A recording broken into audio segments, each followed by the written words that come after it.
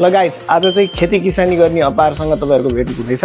आज चाहिँ हामी यहाँ के गर्दैछौँ भने आलु निकाल्दैछौँ। आलु निकाल्ने काम भइरहेको छ हाम्रो। कति आलु बनायौँ है त हामीले यो बारी बनाएर हैन। टक्क यस्तो हरियो परियो बनाएर यो चाहिँ आलुको रुख हो। यसलाई चाहिँ अब के गर्ने यसको अन्त्येष्टि गर्ने। यसरी जरा निकालियो। ल हेर्नुस् त आलु आलु ओहो कति सानो आलु साह्रै सानो आलु भयो त। ल यिनीहरूलाई खनेर हेरौँ है त कस्तो कस्तो भएछ। खोइ यहाँ त केही आउँदैन त।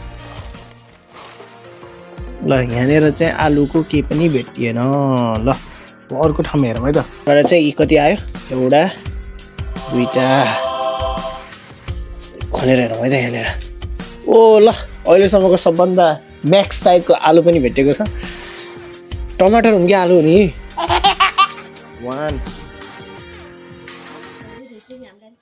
चाँडै निकालिदिएछ क्या। ल ठिकै छ। तर प्रायः माथिको चाहिँ मरिसकेपछि चाहिँ अनि बल्ल आलु निकाल्ने हो क्या। खास मर्न सुरु भइसकेको थियो नि त। सायद अझै टाइम लिइरहेको थियो होला क्या यसले। ओ यसले चाहिँ राम्रो गरेछ है। यसको चाहिँ राम्रो भयो। ल अहिलेसम्मको बेस्ट चाहिँ यही भयो। यसरी चाहिँ आलु मजाले फलाएर आलु खान सकिन्छ। जय आलु।